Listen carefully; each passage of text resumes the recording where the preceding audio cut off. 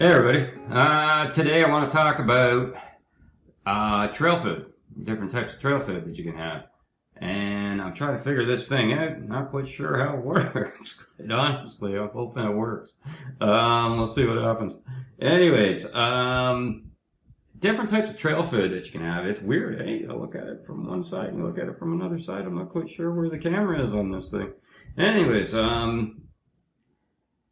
different types of trail food. Or backpacking food, or whatever you want to call it. This video will talk about various things you can have, various foods you can take out on the trail. I shouldn't say various foods, I should say the types of foods you can take out on the trail. When I say types of food, I'm talking about fresh food, freeze-dried food, dehydrated food. Those are really the only three options. How you deal with it is really a whole different ballgame. So let's get the fresh food out of the way. Taking fresh food out on the trail with you, although it's delicious, it weighs a lot and it doesn't last very long. So realistically, you're only good for a couple of days with that. Now, with that said, if you're only going out for a couple of days, toss whatever you want in your pack and take it. Doesn't really matter.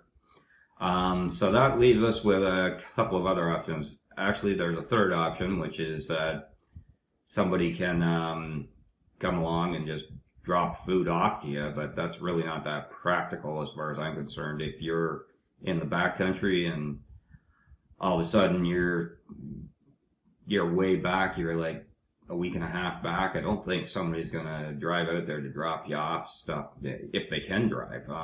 And the only real option when you're in the real backcountry a week and a half in is that somebody comes out with a helicopter and drops it off, and that's just not practical and doesn't make any sense.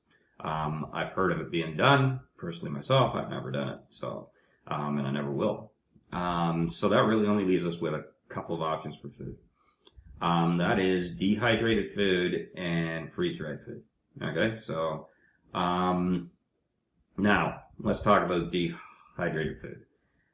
Getting a dehydrator is relatively inexpensive.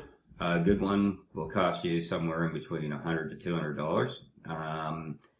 The pros and cons of a dehydrator is that depending on how you look at it, the food, as far as I'm concerned, is only good up for like 5-6 days out there and stuff.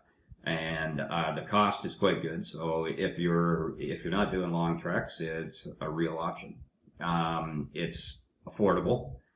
Some of the downsides of it is that it doesn't take out as much weight as the freeze-dried food does. Okay, so dehydrated food has approximately 60 to 70% of the moisture, therefore the weight, extracted from it. And it doesn't last as long. And different types of food will actually last longer than others. So for instance, if you made a bunch of jerky, which is a very standard thing to make in one of these, it can last quite a while. Whereas something like strawberries, I did it myself. They were great when I started heading out, but by the 6th day, the 7th day, they went bad and they were off. So that's what kind of prompted me to start looking at other foods. Now, to turn around and talk about the freeze-dried food, as far as I'm concerned, that's the only real option if you're going to go beyond 5 days or something along those lines, or even up to that.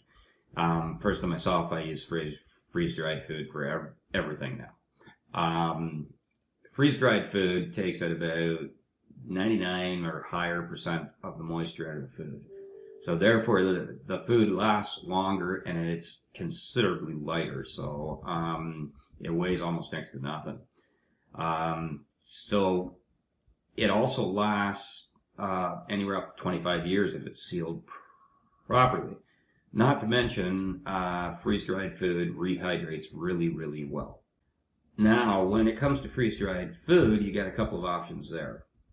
And depending upon your budget, it will dictate which route you go.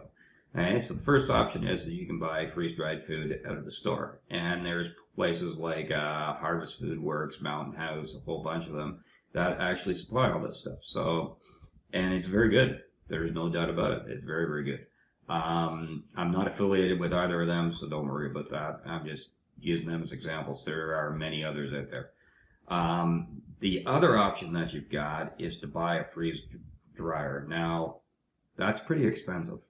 Okay, you're looking somewhere between $4,000 to $6,000 to get set up with a freeze dryer. Now, sounds like a lot of money, but when you start adding it up, if you're doing a lot of treks out there in the trail and you start adding everything up, it rapidly pays for itself.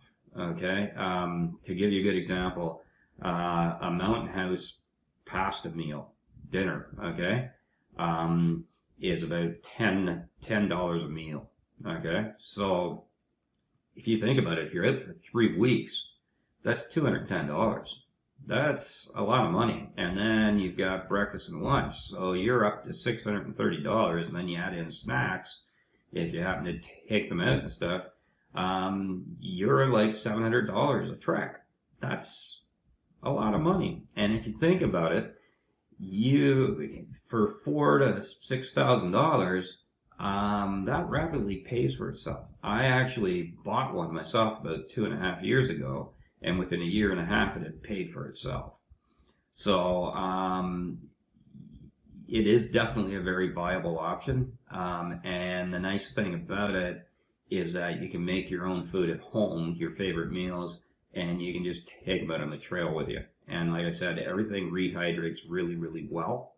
One of my favorites out there are eggs. Okay, scrambled eggs. If you scramble your eggs and put them in the freeze dryer, they actually turn into powder. And all you do is just add a little bit of water to them, and they're great. Other things, fruits. I've done all kinds of fruits, chicken, beef. You name it, I've done it. Pastas, everything. I've done shepherd's pie. I've done steaks like out there, like sous vide steaks, and then rehydrate them out there. They're great. So, personally myself, after going through all the different types of foods I could take out there, in my opinion, obviously nothing beats fresh food, but when you're out on the trail, you can't, if you're out there for like I said, more than a couple of days, fresh foods are just not viable. So what I normally do is I'll toss in a little bit of something fresh that I'll have, and I'll plan on eating it in the first couple of days, and then everything else will be freeze-dried food. Personally myself, that's really the only option, is the freeze-dried food. So, and that's because of the length of time I go out there. So I hope this helped to explain the various types of food you can take out there. And happy trails. Have a good time out there. Cheers. Bye now.